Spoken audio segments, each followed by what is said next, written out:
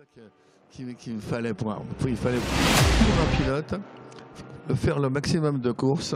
C'est vraiment le moyen d'être fiable après en course, de ne pas faire trop de trucs nazes. Et donc c'était une vie de rêve. Voilà. Je n'étais pas payé, attention. Hein. Toute une époque, effectivement. Quand je suis rentré à Paris, ils m'ont donné un paquet de blé parce qu'ils étaient contents de moi. Mais en course, pendant les courses proprement dites, je n'avais rien. Voilà. Merci Jean-Pierre. On est toujours très très heureux de t'accueillir dans cet aquarium. Tu sais que tu es le bienvenu et tu es chez toi ici. Et puis tu vois, tu as tout un tas de fans qui sont à l'entrée là-bas qui se disent attends, mais quand est-ce qu'il a fini de parler, qu'on puisse lui faire signer nos autographes. Et donc un grand merci à toi. On va avec notre Joël National parler maintenant d'endurance puisqu'on a ce superbe plateau. Et oui. 4 participations également aux 24 heures du Mans. Oui, j'ai eu le bonheur de faire 4 fois les 24 heures. C'est déjà pas mal, ça permet pour un gentleman driver de se faire plaisir et un petit podium en GT. C'est toujours voilà, des bons souvenirs d'anciens combattants. Ça permet de savoir de quoi on parle voilà, quand on parle des 24 heures du Mans. Et puis le bonheur d'animer le club des pilotes des 24 heures avec Gérard Larousse et Henri Pescarolo qui est le président d'honneur. Voilà, c'est toujours un doux moment. Ben voilà, je me fais plaisir. Nous nous faisons plaisir et nous nous retrouvons chaque année, effectivement, dans l'ambiance des 24 heures. Et là, nous avons des voitures des 24 heures du Mans qui sont sur la piste. Donc, évidemment, ça fait toujours quelques vibrations à l'intérieur. Voilà. Et puis, il y a 2 voitures extraordinaires que vous n'avez pas vues depuis 10 ans, qui sont sur la piste. Les voitures de... Eh bien, ce sont les fameuses Renault. Les Renault RS01 de Franck Thibault et de Harry Tenekezian. Ces voitures qui ont le numéro 44 et 45. Suivez bien ces voitures 44 et 45. C'est quand même un petit événement. On ne les a pas vues depuis 10 ans quasiment, à leur heure de gloire. C'était des voitures très performantes. Et là, quand on les voit sur la piste, je peux vous dire qu'elles fonctionnent très bien. Et leurs propriétaires pilotes sont des très bons qui connaissent parfaitement leur voiture. Et donc, cette 44 et 45, croyez-moi, ce sont des voitures assez étonnantes. Suivez-les bien. Alors, merci encore à notre ami Jean-Pierre Jarrier qui nous quitte maintenant, qui va aller dans le paddock. Vous pourrez le rencontrer, bien sûr, lui demander des autographes. Il est toujours hyper disponible, Jean-Pierre, toujours aussi passionné. Eh bien, vous allez avoir sur la piste ces 2 Renault très curieux. Alors, bien sûr, toutes les autres voitures sont des voitures magnifiques, mais ce sont 2 curiosités. C'est pour ça que je voulais quand même vous les signaler. C'est l'occasion de faire des photos de ces voitures. Je vous dis qu'on n'a pas vu depuis 10 ans. Elles sont déjà, voilà, un peu périmées et on va enfin les retrouver. Tout va bien dans quelques instants avec cette course des GT Proto. Alors, quand on regarde un petit peu la grille de départ de ces Endurance Légende, Master Endurance Légende, hier, on a eu une très belle course extrêmement disputée. C'est une course qui va se dérouler sur 40 minutes avec un changement de pilote, bien évidemment.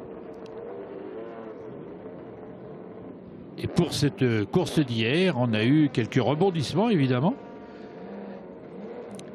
Mais on a eu les Peugeot qui ont été toujours aux avant-postes jusqu'au moment où le Grec a eu quelques problèmes avec la belle 908 de 2007 et qu'il a dû renoncer malheureusement.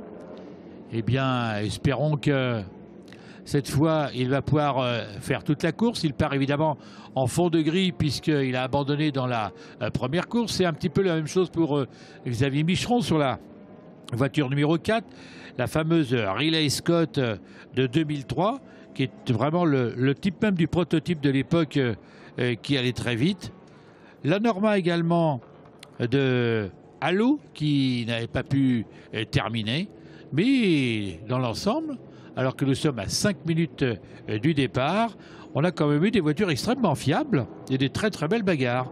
Alors ce fut la victoire de Steve Brooks sur la voiture numéro 16 qui va donc partir en pole position.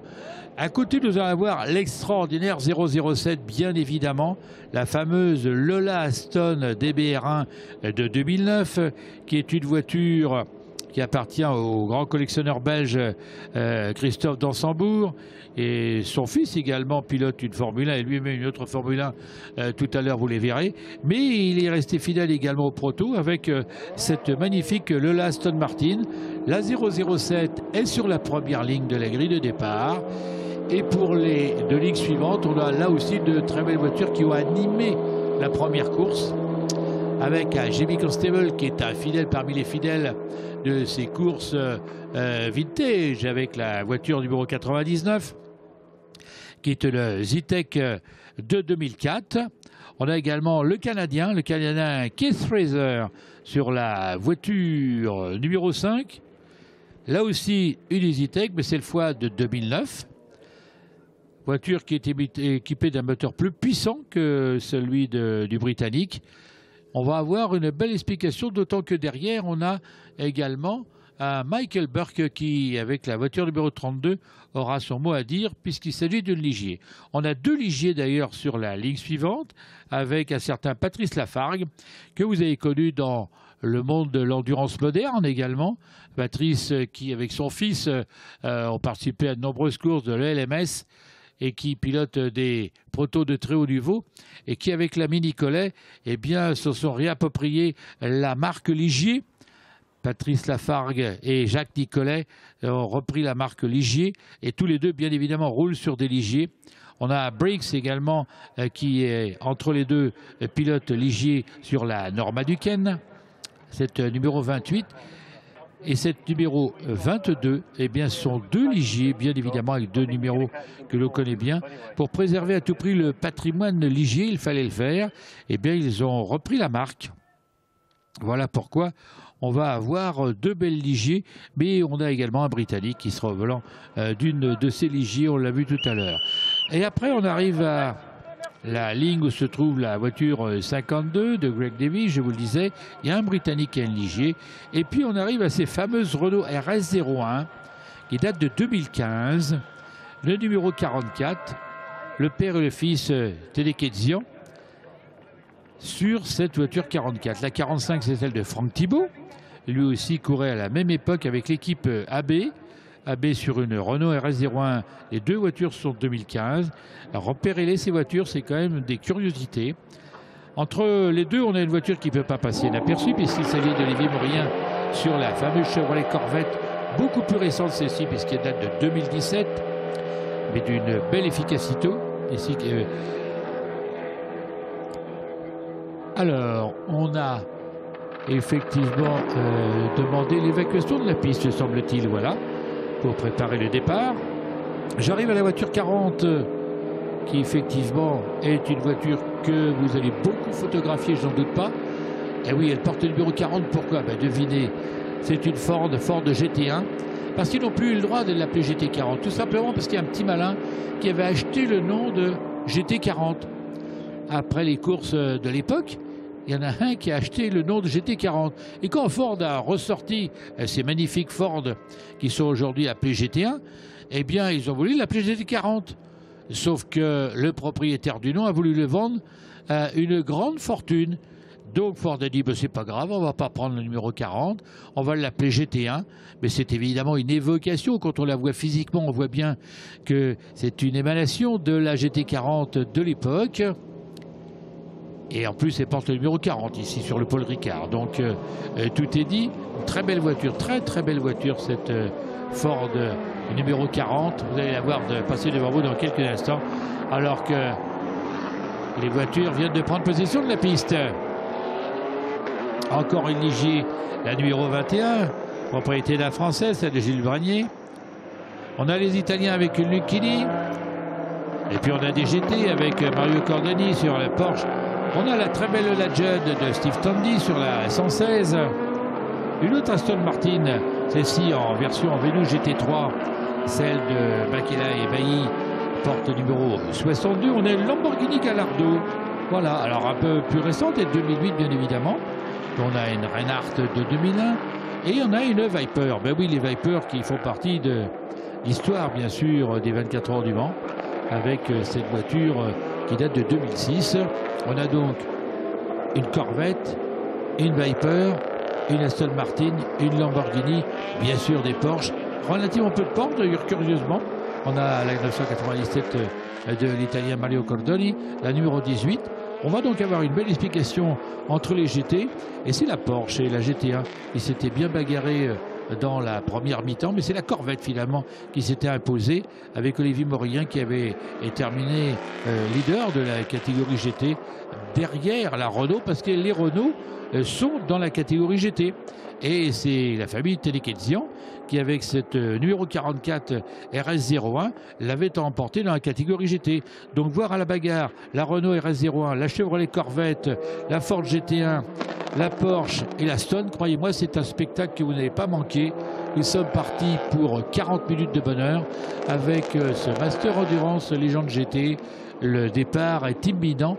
Vous allez avoir l'occasion de faire des belles photos et de vivre un moment passionnant avec cette course de 40 minutes avec changement de pilote pour ceux qui sont deux et arrêt de 2 minutes 30 je crois pour tous les autres, bien évidemment même tarif pour avoir l'équité totale. On va avoir sur le nez de grille des voitures que l'on commence à bien connaître, mais surtout quel bonheur de voir la 007 entourée de la Peugeot bien sûr qui date de 2011, les deux high-tech de 2004 et 2009 et puis les Ligier 2017, 2014, la Norma 2019.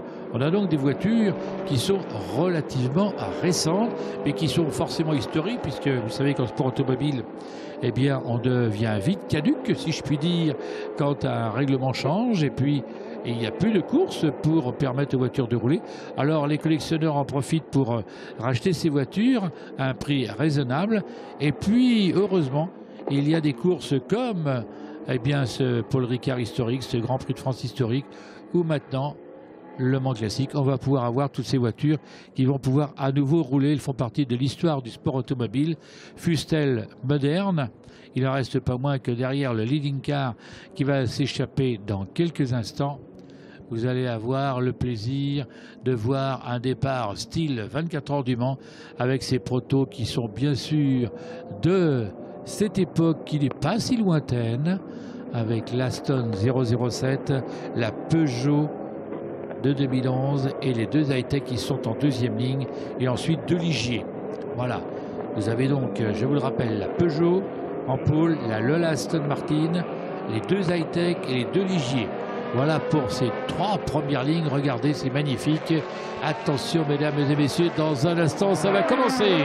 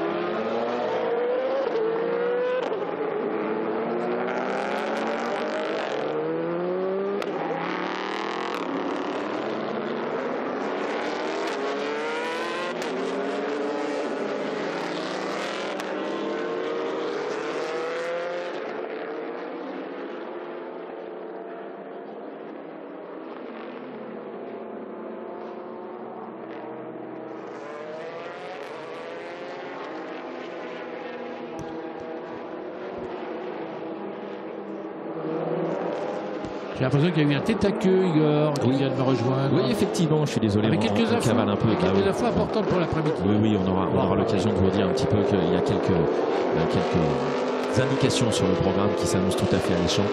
Le changement de montre, on appelle ça. Hein, oui, absolument. Ben oui, parce qu'effectivement, on a eu un petit souci hier avec la McLaren pour l'hommage à Ayrton Senna.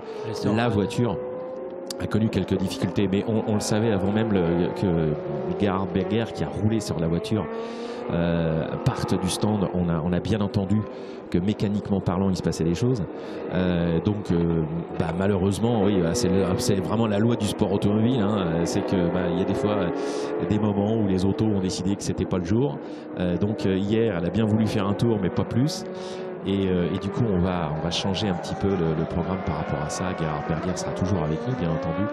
Mais c'est pas lui qui va rouler la voiture hommage, ça sera Matthew Wrigley avec non plus la MP4 6, mais la MP4 7. Ça, c'est vraiment pour les spécialistes. Mais tout à l'heure, on aura bien entendu les célébrités qui vont pouvoir rouler également avec Jean Alesi, avec Stéphane de Groot. On va garder la surprise. Quel bonheur, on va en parler de Stéphane. On va garder la surprise parce qu'il va rouler avec une auto complètement dingue. Mythique. Et ça va vraiment être un moment tout à fait délicieux. En attendant, mon cher Joël, on a 37 minutes de bonheur puisqu'on en a déjà 2,5 qui sont partis avec ce super Master Legend Endurance, les protos et les GT des 24 heures du Mans jusqu'à 2017. Et c'est pour ça qu'on se retrouve avec des LMP1, LMP2, les GT qu'on a l'habitude de retrouver plutôt du côté de la Sarthe, qui nous font la joie d'être ici sous le soleil du Paul Ricard. Regarde un petit peu ce plateau de fou. Tu l'as déjà présenté, j'ai entendu que tu parlais notamment de la GT, cette incroyable Ford. Et puis on rappellera également qu'il y a là, cette superbe bagarre avec la Peugeot 90X et la Lolo Aston DBR1, la 007. Qui dans cet ordre-là était devant Jamie Constable avec la Zetec 45, cette voiture qui porte le numéro 99. Ça, c'était le trio en tête du scratch sur la première course hier. Et puis tu as actuellement la Renault et la Ford. Oui, ça c'est incroyable. Et quand on sait qu'il y a plus de 3 litres d'écart entre les deux voitures, c'est assez remarquable. Ah, une Renault qui était bien née. Dommage qu'il n'ait pas eu l'avenir qu'on aurait pu lui prévoir, en faire une vraie GT chez Renault. C'eût été une merveilleuse idée. Malheureusement, ça n'a pas suivi. Parce que ces RS01 étaient manifestement bien nées, très performantes. Et oui, absolument. C'était promise un bel avenir. C'est assez symptomatique hein, des voitures françaises. Rappelle-toi toutes les grandes heures qu'on a pu vivre et on se dit aussi que ces épreuves qui sont organisées aujourd'hui, elles ont quelque chose de merveilleux. C'est qu'elles remettent sur la piste des voitures qui pourraient être pourrir au fond des musées. Quand je dis pourrir, en tout cas croupir au fond des musées. Et là, pour le coup, elle retrouve la piste. C'est vrai qu'on pense notamment un peu plus, de façon un peu plus ancienne, toutes ces voitures de tourisme, les productions, tu te souviens, on les voit nulle part. La Viper qui double la Ford. Voilà, typiquement, cette Viper, si on la fait pas rouler là, où est-ce qu'on va la faire rouler en fait? Ça, c'est beau, ça. Hein. Ouais. La bagarre dans le peloton des GT, les deux Renault sont devant la Viper, qui est partie de loin parce qu'elle est partie du fond de grille, parce qu'elle a eu un problème dans la première course. Elle est devant la Ford. Les deux Renault sont devant. C'est quand même... Ça nous montre bien que ces Renault étaient bien nés et qu'on aurait pu en faire des belles GT. Quel dommage que ça passe. La Viper à l'intérieur. Oh, la Viper est montée sur le... Oui, et attention parce qu'il y a des protos qui sont juste à côté. Et puis il y a des protos en plus qui ont les voit pas. Des protos qui ont connu quelques difficultés, notamment la Peugeot 908 numéro 8 du grec. C'est pour ça qu'il remonte là. Lui effectivement il est en pleine remontée, il était quasiment en bout de grille avec son numéro 8, voilà, c'est ça. Oui. Et là pour le coup il remonte. Tiens, encore un cône voyageur. Oui, les plots en plastique font voler à chaque fois parce que les gars sont en bagarre et ils ne voient pas que juste au niveau du point de corde, il y a ces plots en plastique qui veulent attaquer à l'intérieur. Résultat, nos amis commissaires, bien régulièrement, sont chargés d'aller récupérer ces plots en plastique. Et la Viper est déchaînée. Là, on sent que ça y est, il a lâché la Ford. Il va attaquer maintenant pour remonter encore plus. Mais il faut faire attention dans le rétro parce qu'effectivement, tu avais raison de dire Igor, le grec est en train de remonter comme un avion. Ah ben là oui, ça va très vite. Avec sa magnifique Peugeot, bien évidemment. Alors ce proto Peugeot qui va remonter tout le peloton pour venir évidemment lécher le top 10 très prochainement à mon avis. Voilà, pour l'instant, le meilleur tour en course, c'est justement le grec. Voilà. Qui est en 6e position. Mais oui, mais tu te rends compte, il est en 1,56. Il est en 1,56. La numéro 5 est en 2,1. Donc évidemment, ça va très vite derrière. Il est dans les temps il va plus vite que les deux voitures de tête. Hein. Ah oui, les deux voitures de tête tournent en 1,57, 1,58. Et le grec vient de tourner en 1,56,9. Ce qui veut dire qu'il est encore temps pour lui. Il a 20 secondes de retard sur la voiture de tête. Ce qui veut dire qu'en 33 minutes, il peut gagner la course. Il peut gagner la course en remontant puisqu'il est à effectivement 20 secondes de la voiture de tête. Et comme il reste 32 minutes de course, tout est possible. Le Grec peut remonter avec la magnifique Peugeot et bien peut très bien l'emporter. C'est un très beau challenge. Il est remonté très très vite dans le peloton et tous les GT étaient des balises mobiles comme disait Henri Pescarolo pour les protos. Mais ça n'a pas d'importance. Il est très adroit le Grec. La Peugeot pour l'instant tourne remarquablement bien. Il faut qu'elle aille jusqu'au bout et il a la possibilité de gagner. On a, tu as vu peut-être la numéro 74, hein, la voiture de Josserand de Murard, c'est une Reynard 2KQ, qu'elle date de 2001 cette voiture, c'est une très très jolie auto. Josserand de Murard qui a une superbe écurie et qui gère la maintenance d'innombrables voitures spécialisées dans les prototypes d'ailleurs. Hein. D'ailleurs dans une autre course il pilote une Giada qui est des toutes premières voitures caisse carbone effectivement. Josserand de Murard qui a toujours des voitures un peu surprenantes qu'il sort de on ne sait où et qu'il remet en état. Il a le numéro 74 pour ceux qui veulent repérer cette voiture qui effectivement est très particulière. Eh bien Josserand de Murard pilote donc cette Reynard très curieuse qui date de 2001. Il y a une autre voiture qu'il faut qu'on surveille, c'est celle de Steve Tandy, le numéro 116, c'est une Lola Judd qui date de 2012 et lui aussi avait connu quelques difficultés sur la première course, puis il finit très très loin et là il est vraiment en train de progresser, il est actuellement en 9e place. Tout ça ce sont des gens qui en fait remontent du fond de grille. Donc on va regarder également la progression de Xavier Micheron avec le numéro 4, la Riley Scott, qui est une sublime auto. Pour l'instant il est 10e, lui aussi il part de très loin puisqu'il avait connu des difficultés sur la course d'hier et ma foi ça nous promet un beau spectacle. La Peugeot du Grec Landonis vient de remonter à la 4e position. Elle est à 19 secondes de la voiture de tête, mais déjà seulement à 2 secondes de la voiture numéro 5 du Canadien Keith Fraser et pas très loin non plus puisqu'il y a une dizaine de secondes en gros de la magnifique 007 du Belge d'Ansembourg. Remontée fantastique et spectaculaire. Espérons qu'il n'ait pas trop tapé dans ses freins et dans ses pneus pour cette remontée peut-être un peu trop rapide, mais il ne voulait absolument pas laisser s'échapper bien évidemment ses petits camarades de jeu. Et il est déjà remonté, donc effectivement 4e position. Il a tourné en 1,56. Ah, on a senti le danger du côté de Steve Brooks. Effectivement, la voiture de tête vient de tourner en 1,55 851. Nouveau meilleur tour en course. Regardez cette superbe Zetec qu'on a à l'écran actuellement. Qui est vraiment une très très jolie auto. C'est une Zetec 09 hein, avec le 4,5 litres. Elle date de 2009 cette voiture.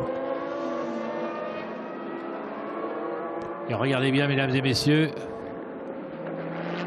la Peugeot est déjà là. Elle vient de passer. Elle vient de passer en 3e position. La 8 vient de passer devant la 5. 3e position pour la Peugeot du Grec Landonis qui a fait une remontée fantastique et qui là a tourné en 1,56 623. 1,56 623. Donc logiquement, il est très très rapide. Il est à quelques millièmes de meilleur tour en course. Et s'il maintient ce rythme, à mon avis, il va passer en 2e position. Il faut qu'il remette, il faut qu'il gagne 10 secondes. C'est-à-dire qu'il faut qu'il prenne... Ah, on a un jaune dans le secteur 1. Donc il reprenne 1 seconde au tour, gentiment si je puis dire. On observe ce qui s'est passé. On a un tête à queue là-bas. Tête à queue de qui est-ce? On l'aperçoit. C'est la 22. La 22 vient de partir en tête. C'est Jacques Nicolet. Ouais, Jacques Nicolet qui vient de s'offrir, je dirais, avec son ami Lafargue, le nom de Ligier. Et qui se fait piéger. Donc avec cette JSP2. À Ligier, oui. Elle est de 2014 cette voiture, c'est une spoon. Très belle auto. Ouais. Alors qu'on voit la Viper. Jolie spoon. Rien de grave, elle peut repartir sans problème, apparemment elle n'est pas calée. La Viper qui évidemment a fait briller les couleurs américaines aux 24 heures du Mans, 97, 98, 99 je crois aussi. Avec des voitures fluo.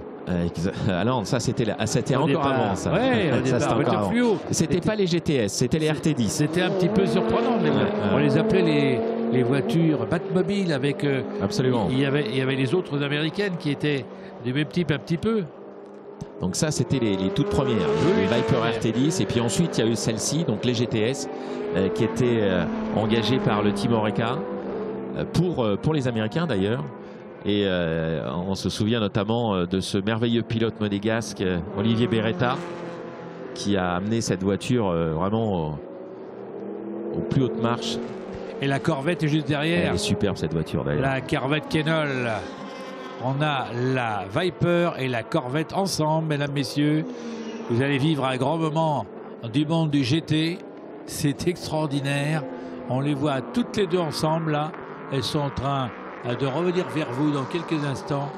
Cette voiture numéro 92 d'Olivier Webb et la voiture qui est juste derrière d'ailleurs.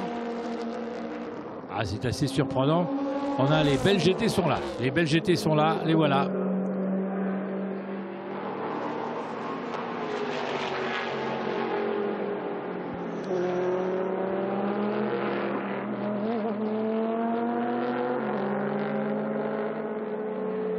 Elle est très très belle voilà.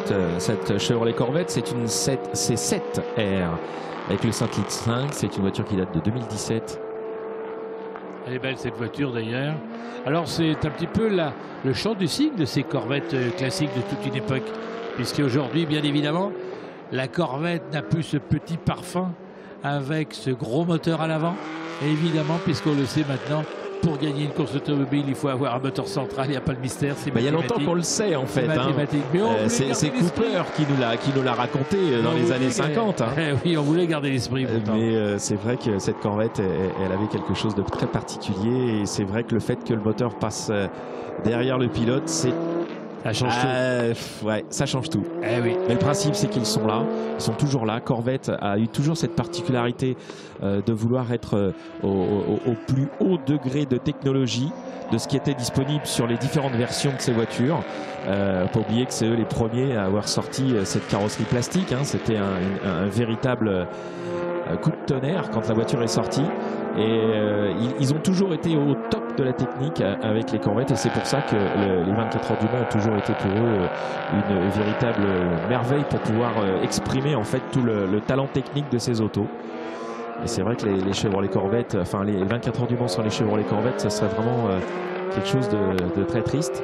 En attendant, à l'écran, on a cette numéro 69 qui marche ma foi très bien aussi. Hein. Elle est vraiment très sympa cette Norma Duquesne. 2019 celle-ci avec son moteur 5 litres. C'est quand même récent, c'est pas loin, hein. C'est pas loin de 5 ans. Jacques Faby qui est actuellement à son volant, il est 8e. Et le pit window est open. C'est-à-dire que la fenêtre pour l'arrêt au stand est ouverte. C'est maintenant ou jamais. Alors il y a un laps de temps bien évidemment. Et donc pour certains on va avoir un changement de pilote, pour d'autres simplement s'arrêter. Le temps obligatoire d'arrêt.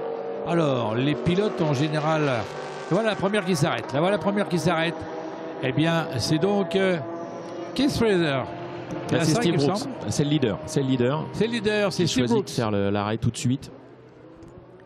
Il s'arrête tout de suite dès qu'il a vu l'ouverture de la fenêtre. Il est le premier à s'arrêter. Regardez cet arrêt. Voilà. Alors, bien évidemment, le travail important, c'est vérifier la pression des pneumatiques. Le pilote va donner quelques infos peut-être. Rien de spécial apparemment puisqu'on n'a pas l'air de modifier grand-chose.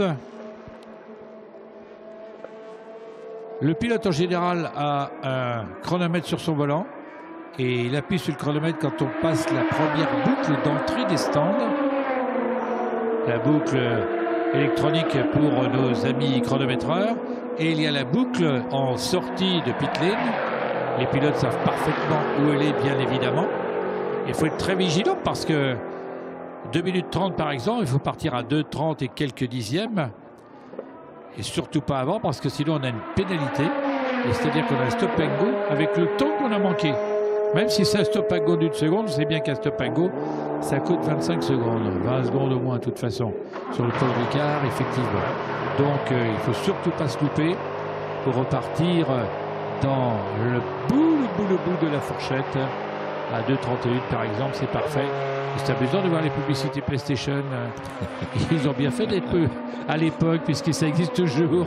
Ils continuent la promotion. Allez, c'est parti. Elle est repartie. Donc, cette Peugeot pilotée par Steve Brooks, le numéro 16, qui jusque-là est le leader. Il a 13 secondes d'avance sur Christophe Dasembourg avec l'Aston Lola 007.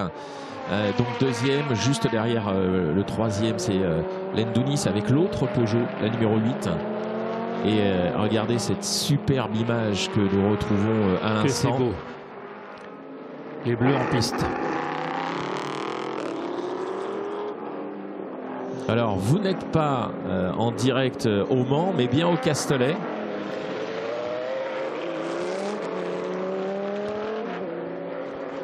Incroyable avec la 8 du pilote grec qui s'est effectivement arrêté lui aussi, semble-t-il, très rapidement. Alors on vous le rappelle, hein, la Peugeot 908, donc la numéro 8, c'est une voiture de 2007 avec le 5,5 litres. Et la 16, celle de Steve Brooks, c'est une Peugeot 90X qui est équipée du 3,7 litres. Et celle-ci, elle date de 2011, alors que rentre le numéro 32, Michael Birch avec cette Ligier. Et l'auto sublime également. Alors on va pouvoir faire un nouveau point alors que la 32 vient de s'arrêter effectivement. Et quand la 32 sera repartie, et surtout quand la 007 aura elle aussi effectué son arrêt. Puisqu'il faut que chaque voiture effectue son arrêt pour qu'on puisse faire le point des nouveaux écarts à la suite de ce passage au stand. En général, les équipes professionnelles ne se loupent pas, hein. Ils sortent toutes dans la même seconde. Ça se joue à quelques dixièmes.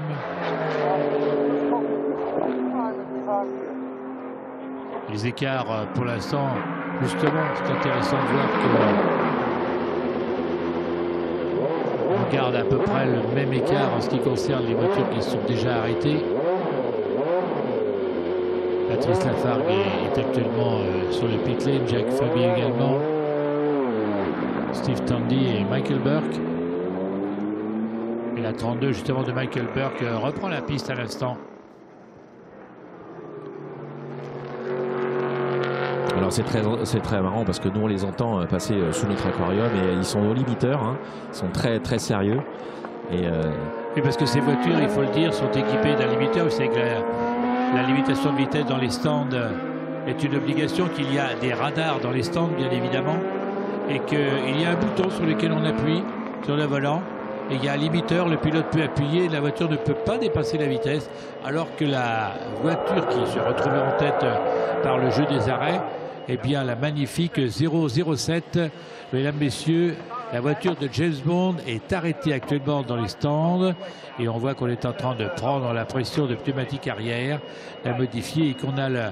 Regardez bien, on a le booster qui est branché directement sur la voiture au cas où elle ne voudrait pas redémarrer. Et regardez également, vous l'avez peut-être en gros plan sur vos écrans, on a les soufflettes que l'on met pour refroidir le radiateur pour que la voiture ne chauffe pas pendant cet arrêt.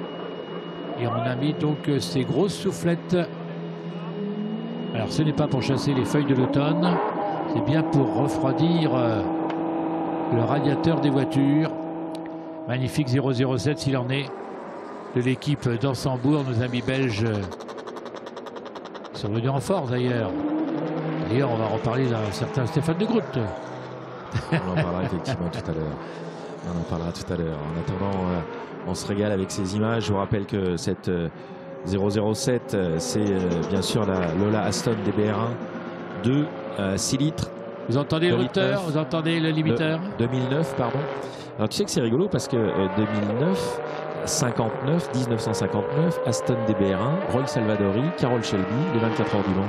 Tu vois, c'est évidemment... La boucle est bouclée. Voilà, l'idée à l'époque avait été bien entendu de rendre hommage à cette victoire d'Aston Martin aux 24 heures du Mans.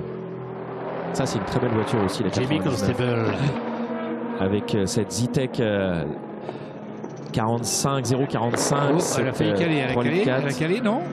Oh, je pense pas. Oui, Louis Calissa s'est précipité pour la repousser, je crois bien. Oui. Tiens, regarde, il y a la Riley Scott aussi qui rentre à l'instant, alors que la GT, la Ford, elle, vient également ravitailler.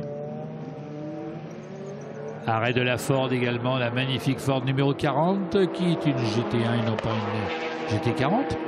On a dit GT40. Mais on le dit malgré nous, parce que la numéro 40, alors en plus, non, mais c'est surtout ça nous entraîne dans cette dérive. Et puis on a Jackie X avec nous aujourd'hui, tu rends tout ce week-end, alors forcément, si on parle de GT, on ne peut pas parler de GT autre chose que de GT40. Jackie X, alors que vous aviez à l'écran la Riley Scott, qui est une très très belle auto de 90. Bob Riley et Mark Scott qui faisaient courir leur voiture sur les séries Indy Racing, sur les grandes A, mais celle-ci est une voiture qui est issue de Reinhardt, une voiture qui a participé notamment aux 24 heures de Daytona en 96, 97, 99, les 12 heures de Sebring également en 96, et elle est même venue en Italie pour les 1000 km à Monza en 2000. C'est une très très jolie auto qui vous est présentée par Xavier Micheron. Et vous aviez en gros plan le sigle Renault. Et oui, pourquoi vous avez le sigle Renault? Tout simplement parce que c'est l'une des RS01 qui était arrêtée avec des porte-papillons, hein. Je vous le signale. Et voilà, elle vient de reprendre la piste, cette RS01. Elles sont deux. Elles sont deux. Celle d'Arrêté Nekezian. Et alors, ce qui est formidable, c'est que toutes les voitures... Son fils et celle de Franck Thibault. Les voitures qui sont sur la piste sont toutes des voitures qui font plus de 3 litres. Hein. La plupart, c'est plus que 5 litres pour la plupart d'entre elles, sauf ces deux Renault qui roulent avec des 2 litres et qui, ma foi, compte tenu de leur légèreté, leur conception, elles ne sont pas ridicules du tout, on s'en fout. La 144, c'est Gianluigi Candiani qui roule avec cette Lucchini SR2, qui est une voiture très intéressante également. Lucchini qui a participé aux 24 heures du Mans aussi, bien sûr. Ah, Lucchini qui était quand même un spécialiste, qui est devenu un spécialiste par la suite des courses de côte. Très très prisé ces voitures par tous les montagnards, les courses de côte de championnat d'Europe en particulier. Il y a beaucoup de Lucchini. Enfin, il y a beaucoup de ces petites marques qui, à un moment, ont trouvé une voie de sortie, si l'on peut dire, après les grandes compétitions en s'inscrivant sur les courses de côte. C'est aussi le lot pour beaucoup d'autos qui ont roulé à une époque quand elles étaient préparées avec le groupe F. Le groupe F qui a été vraiment le cadre d'énormément de développement sur des petites voitures. On se rappelle notamment des Simca 1000, des Dauphines et ce genre d'autos. Qui avaient plus voix au chapitre sur les courses classiques et qui du coup se sont retrouvés sur les courses de côte. Les Formule 2 aussi ont beaucoup roulé sur les courses de côte en championnat d'Europe aussi. Philippe Semama s'est arrêté au dernier moment, comme Makela d'ailleurs. Je parlais avec Philippe Semama hier parce qu'il fait rouler également une BMW dans les 200 km. Une grosse BMW série évidemment 30 CSL, 35 CSL. Et il vient de l'acheter, il était en train de la mettre au point. Donc là, c'est lui qui pilote cette merveille, qui est évidemment cette Ford. Les Suisses qui sont des fidèles du Blancpain, comme l'on dit. Alors, regardez cette image. Regardez cette image, la 8 et la 16. La 8 et la 16, la 16 qui passe à l'extérieur. La 16 vient de passer à l'extérieur. Et Steve Brooks reprend la tête face à l'Antonis. Oh là là, regardez ce mano à mano. Changement de leader à l'instant avec Steve Brooks qui reprend le meilleur sur le grec. Les deux Peugeot étaient de front. Nos amis photographes vont se régaler. Le photographe officiel de cet événement, notre ami Jean-Marie, va encore faire de somptueuses photos. C'est deux voitures qui ont 4 ans de différence, hein, quand même, c'est pas rien. Et oui, et 4 ans, c'est un siècle pour les voitures de course. Et toujours la Stone en 3e position. Mais ce qui est bien, c'est que le Grec ait pu effectivement effectuer sa remontée dans de très bonnes conditions. Alors qu'il y a une voiture en ralenti, j'ai l'impression. Non, si. Je pense qu'elle n'est pas autant au ralenti que ça. C'est les deux autres qui vont très très vite en fait. C'est peut-être la différence de vitesse, effectivement. Je crois que c'est juste ça. Il vient de se faire prendre un tour, donc évidemment, on avait l'impression qu'il était quasiment à l'arrêt.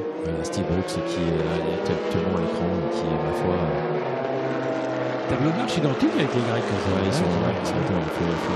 on ne peut pas le rappeler hein, que Lendounis est parti de la dernière ligne quasiment, hein, puisqu'il avait des soucis hier, il n'avait pas pu terminer. Et il avait fait une très très bonne séance de qualif. Et hier, le meilleur tour en course, c'était Steve Brooks qui l'avait en 1,55,478. Et il est amélioré d'un dixième, puisqu'il est en 1,55,6 ce matin. Alors que la Chevrolet Kenol du Kenol Grand Prix de France, elle aussi, elle se porte bien. Avec Olivier Morien. Et pour l'instant, est en tête des GT. Le numéro 49 est en tête des GT. Il est à la 14e place. Devant les deux Renault. Celle de la famille Tanekedzian et celle de Franck Thibault. La 44 et la 45. Le 4e larron de CGT étant Philippe Semama avec la Ford. Vous voyez, Corvette, les deux Renault, la Ford. Quand même que du bonheur, impressionnant de voir ces voitures aussi différentes et bien s'expliquer sur la piste.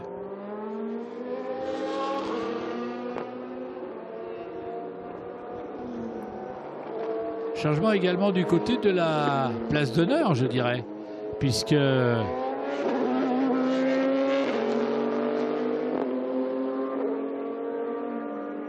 Keith Fraser est 4e, Steve Tandy 5e et Michael Burke retrouve en 6e position.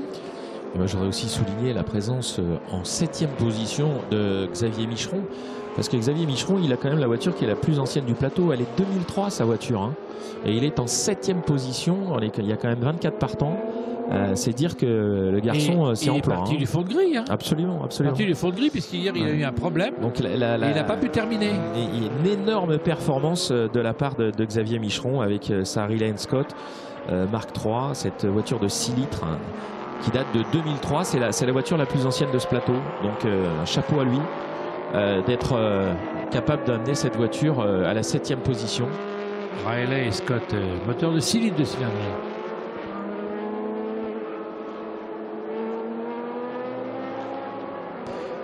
Et il a dû arrêter à 8 tours de la fin hier. Oui, tout à fait. Il y avait, alors j'ai pas connaissance de la problématique. Qu'est-ce qu'il y a eu, qu'est-ce qui s'est passé? Mais ce qui est chouette, c'est du coup que la voiture soit de retour aujourd'hui sur la piste et surtout qu'elle soit capable de jouer à ce niveau-là. C'est assez formidable.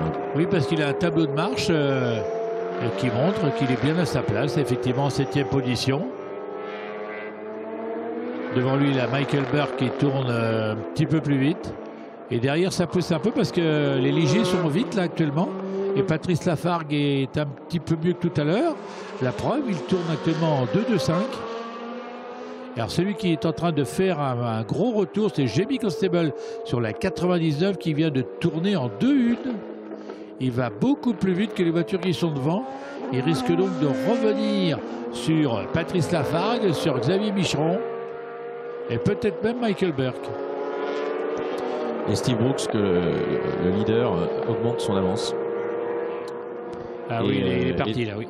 Et il augmente son avance et en plus, il obtient le meilleur tour en course en 1,54,654. On est à 183 km/h de moyenne hein, sur le tour.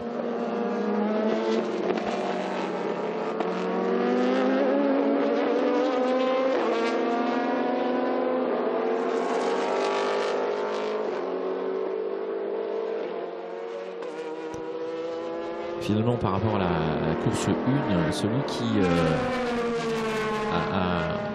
a baissé de rythme, c'est Jamie Constable, le numéro 99, puisqu'il était sur le podium hier. Il était en 3e position sur le scratch. Et là, il n'est que 9e. Et on va regarder avec beaucoup d'attention sa performance, parce que c'est vrai que là, il est en 2:1,97 sur le dernier tour. Oula, oui, ça a été chaud. Un peu d'enthousiasme.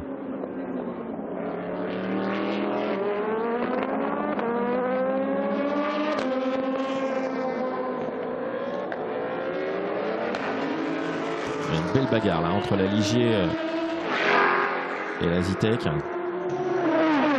Alors la Zetec, c'est une vieille voiture aussi, hein. Elle a 20 ans, hein, cette voiture. Elle est de 2004, hein, la Zetec 045 de Jamie Constable. Elle est équipée d'un 3,4 litres. Et là, grosse bourre. Alors qu'il hop là, elle a passé la Ligier. Une superbe auto, ça. Hein. Et bon, Jamie Constable est un garçon qu'on retrouve sur les circuits depuis plusieurs décennies. Toujours innombrable voiture de collection. Équipé souvent avec des autos extrêmement rapides et performantes, les Formule 1, des grosses voitures d'endurance comme celle-ci. C'est vrai que c'est quelqu'un qui a vraiment l'habitude des circuits et qui roule avec toutes ces voitures dites classiques, avec beaucoup de talent. C'est un gentleman driver, hein, bien sûr. Sauf erreur de ma part, sur l'ensemble du plateau, là, nous n'avons que des gentlemen. Hein. Il n'y a pas de pilote professionnel. Regardez là. Il n'y a pas de pilote professionnel, effectivement, mais c'est des garçons qui ont été à une époque des pilotes très rapides et qui continuent de l'être avec leur voiture de collection. Et quand on voit le niveau de Patrice Lafargue, quand même, qui courait en championnat du monde, hein, en LMS avec son fils, ça allait très vite. Très vite, puisqu'il est au niveau professionnel. Du côté de Patrice Lafargue, Jacques Nicolet était à un très haut niveau également.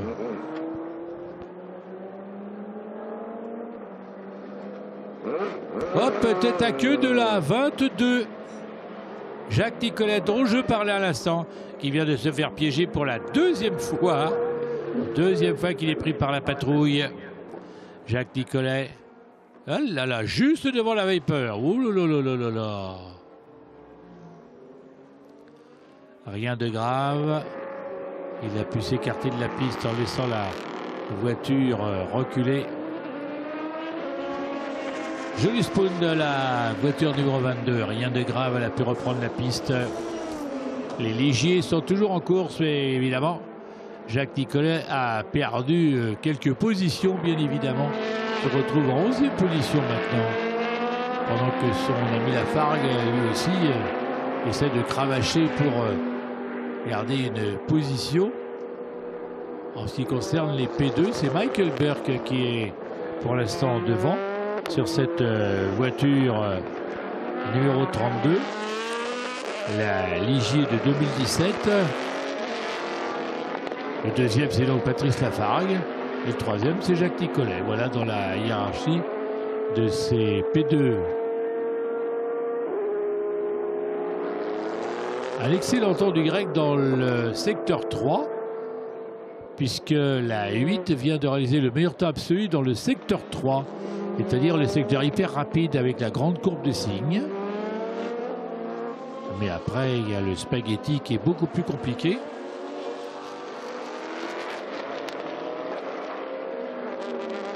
Puisqu'une fois qu'on a pris cette courbe de cygne, on a le virage de Bendor, le double droite du Bosset, la courbe de Garlaban, et après on arrive bien évidemment au virage du lac et au virage du pont avant d'attaquer la ligne droite des stands.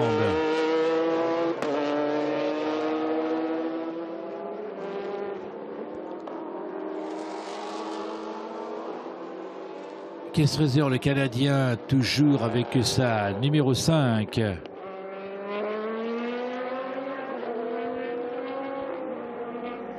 toujours aux avant-postes.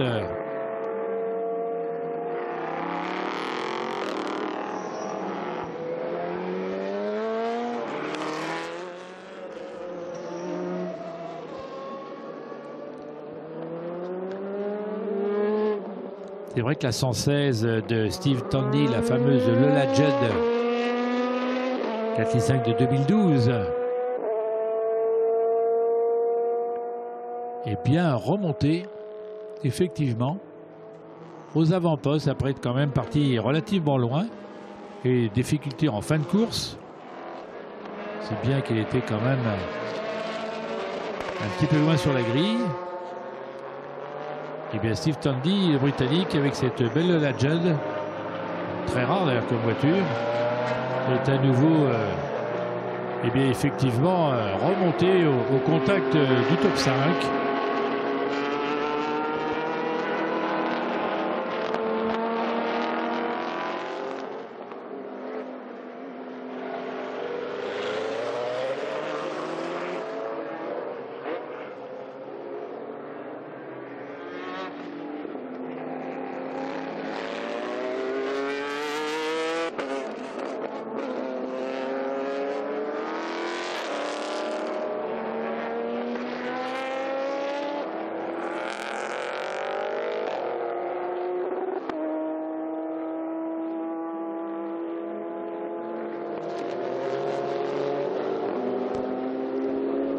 Et nous sommes à quelques encablures de l'arrivée, les amis. Nous sommes à quelques encablures de l'arrivée, puisque il reste 1 minute 50 avant le damier. Et oui.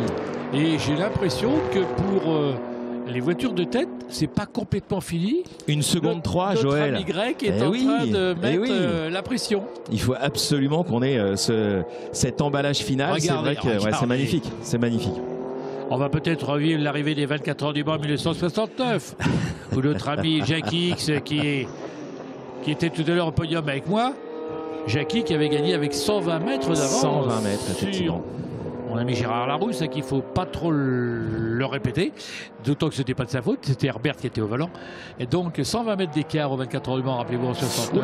Oh là là, c'est sorti large. Il s'est loupé, il a tenté le paquet. Alors du coup, ça va tout de suite se sentir. Oh, attends, une 6. Il a perdu que 3 dixièmes, on va y arriver. Ah oui, mais c'est plié parce que là, à quelques encablures. Tu vois, il était meilleur sur le deuxième secteur, on va regarder ça avec beaucoup d'attention. Il a tenté le coup, il fallait bien y aller là. Il fallait y aller. Alors la chance, si tu veux, c'est qu'on est un peu vite et il passe de l'autre côté. Voilà. On était à 45 secondes, donc du coup, ça veut dire qu'ils ont encore un tour pour jouer. Et ouais, mais ça va pas le faire parce qu'il n'est plus dans l'aspi en plus. Ouais, c'est clair, que ça va être dans l'aspi. Il avait un petit peu d'aspi encore. Ah, écoute, je veux y croire, Joël. Je veux y croire. Je veux que le spectacle soit jusqu'au bout. Et donc cette numéro 8 va-t-elle aller chercher Steve Brooks, le numéro 16? Je vous rappelle que cette numéro 8, eh bien, elle est. Faut pas la. Enfin, moi, j'ai envie de ne pas l'oublier. Hein, c'est une voiture de 2007. L'autre est une voiture de 2011. Enfin, c'est 2 Peugeot en tête quand même. Hein. Ah bah oui. Non, mais ce que je veux dire par là, c'est que normalement le grec. On a l'habitude d'entendre des mots exotiques sur les marques des voitures. On avons 2 Peugeot en tête. Absolument. Voilà, notre ami Carlos Antunes Tavares est présent, on le sait bien. Donc ça doit lui faire plaisir. Voilà, et puis on va retrouver bien sûr la Lola Aston de Christophe Dassembourg, le numéro 0037. Alors lui il est loin, il est à 35 secondes, un peu plus. Belle voiture. Mais c'est vrai que c'est une très jolie auto. Michael Birch avec le numéro 32 a pris le meilleur sur Xavier Micheron qui se retrouve maintenant qu'en 8e position. Alors quand je dis qu'en 8e position, j'exagère parce qu'il y en a qui a fait une très belle remontée. On a parlé de lui, peut-être qu'il nous a entendu, du coup ça l'a énervé. C'est Jamie Constable qui est maintenant en 6e position. Ouais. Pardon des GT parce que Olivier Borillin, la Corvette Kenol est devant. Les 2 Renault ensuite, les fameuses RS01. Et voilà. Et voilà le drapeau à damier. Et ben voilà. Et voilà le drapeau à damier. C'est donc Steve Brooks qui a gardé le meilleur. Il est à 7 dixièmes d'avance seulement, hein, tu vois. Eh oui, il était revenu. Il n'aurait pas fallu qu'il y ait 1 ou 2 tours de plus. Merveilleuse au bout arrivée. de 40 minutes. Voilà, donc le 3e devrait être la Lola à San Martin, 007. 4e position, selon toute vraisemblance, pour Case Fraser. Le numéro 5, avec cette superbe Zetec 09S 4 litres 5. Tiens, voilà la Lola Aston. Elle est belle, hein? Ouais, c'est une sacrée auto. Très belle voiture. Un petit cocorico avec les Ligier quand même. Absolument. Ils sont quand même bien placés.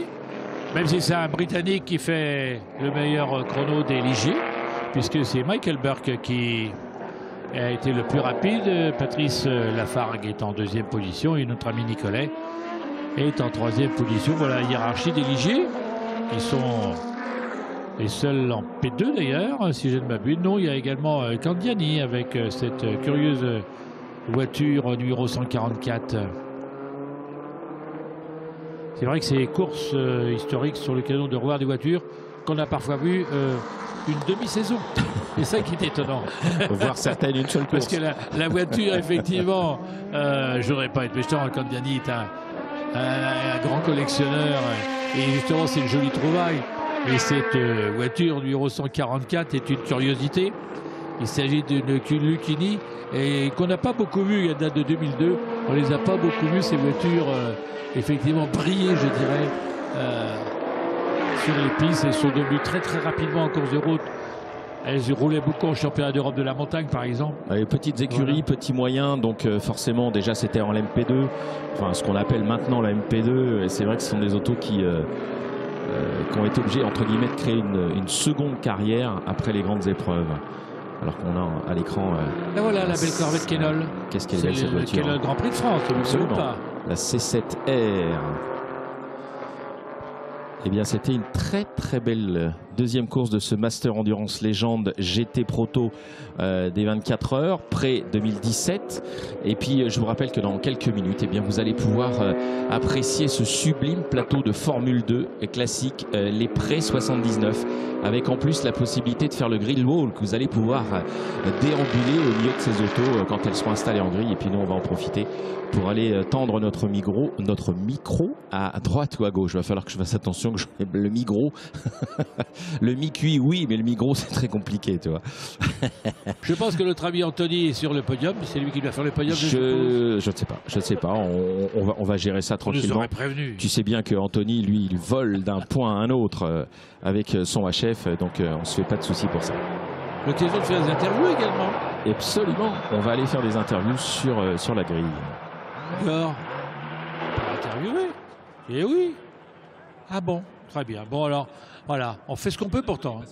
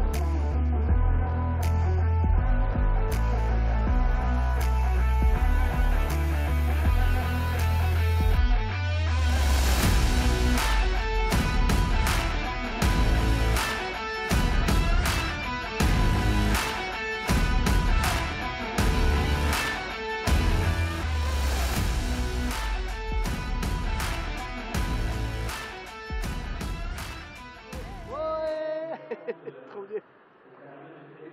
Merci beaucoup.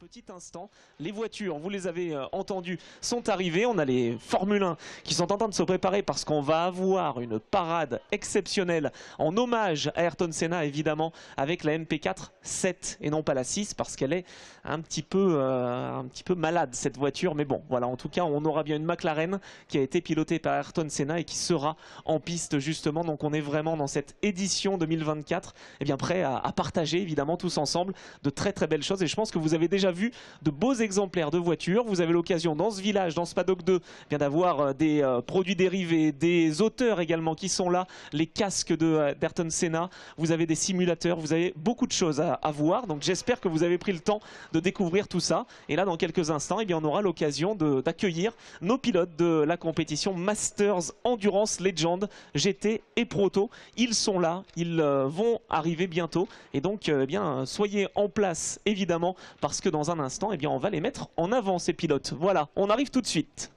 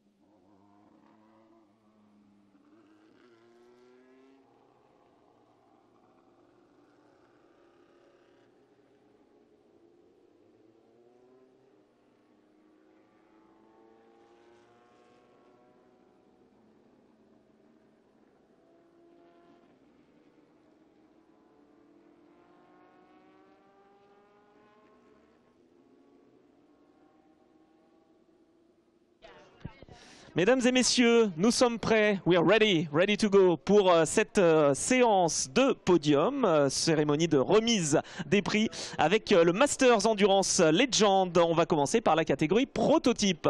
Et les pilotes se mettent à l'abri du soleil, évidemment, parce qu'ils tapent ce soleil. On va commencer par le pilote qui a terminé en 3e position avec l'Aston Martin numéro 007.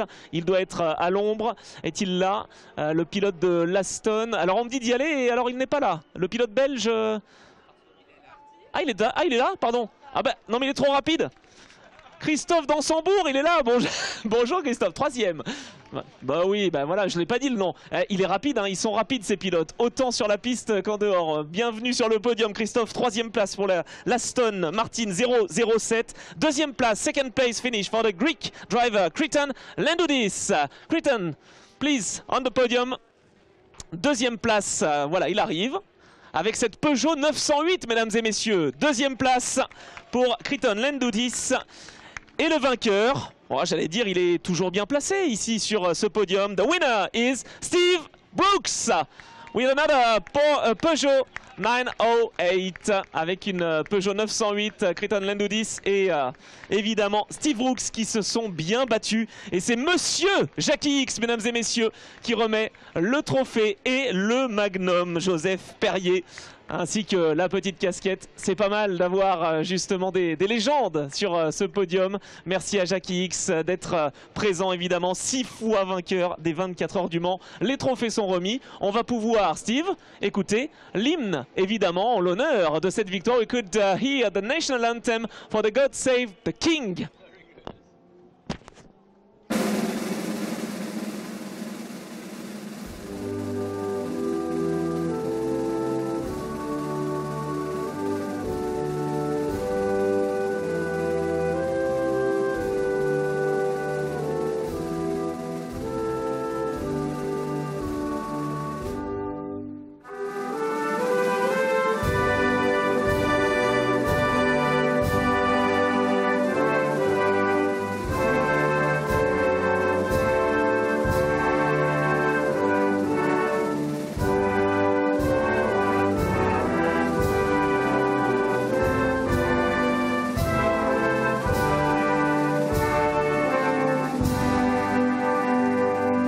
Applaudissements mesdames et messieurs, congratulations Steve, Kriton and Christophe, bravo à tous les trois messieurs pour cette belle course, doublé Peugeot ici évidemment ce dimanche au circuit Paul Ricard. C'est pas mal du tout, hein, ça fait plaisir pour évidemment tous ces pilotes qui nous ont régalé avec des autos mythiques qui ont roulé aux 24 heures du Mans. Thank you very much guys, thank you for the show and I think we'll see you again on track. Thank you, merci beaucoup et à tout à l'heure Christophe. Je crois que tu vas rouler avec une autre monoplace. Voilà.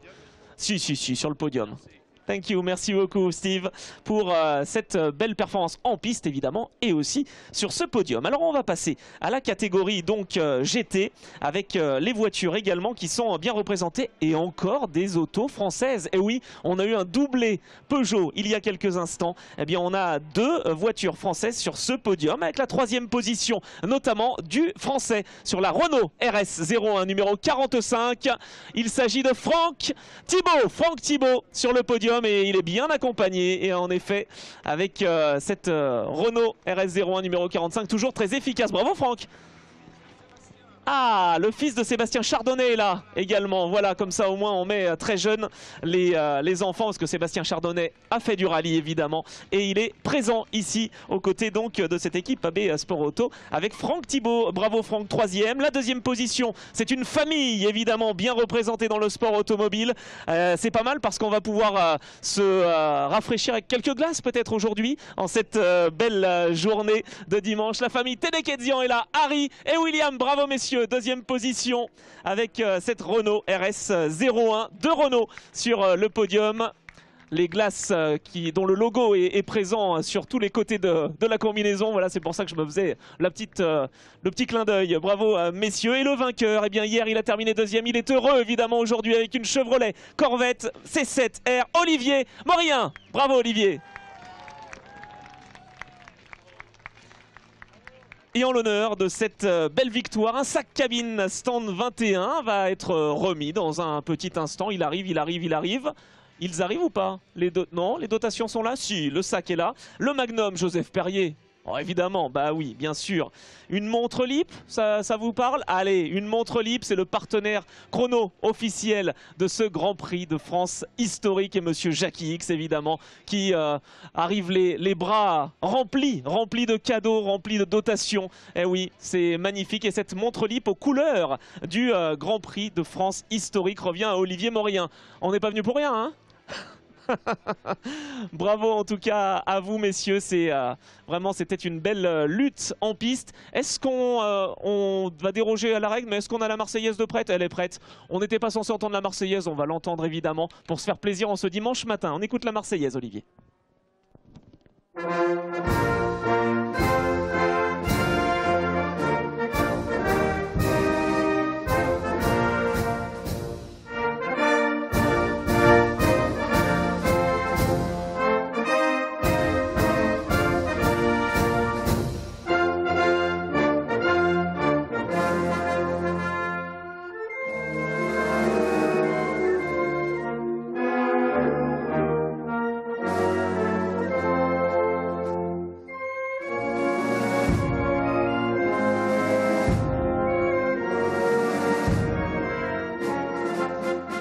Applaudissements mesdames et messieurs, la victoire française avec Olivier Morien sur une voiture américaine. Mais par contre on a deux voitures françaises évidemment sur ce podium, bravo messieurs. Je vous invite à venir sur la plus haute marche, tous ensemble pour la photo. Bah, évidemment Harry, Olivier, Franck, bah, vous êtes nombreux. Voilà, Olivier se met en première position, c'est normal, il a gagné. Voilà, on s'est régalé en tout cas, des GT, des protos qui sont sur cette piste du circuit Paul Ricard. C'est pas mal hein, dans le cadre de ce Grand Prix de France historique évidemment. On n'a pas que des monoplaces, on a aussi des GT et des voitures des 24 heures du Mans. Applaudissements mesdames et messieurs pour ces pilotes et on les retrouve évidemment très vite au volant d'autres belles autos en ce week-end. Et nous on se retrouve en piste si vous le souhaitez ou pour la séance de dédicace dans quelques petites minutes. Voilà, merci beaucoup et à tout à l'heure.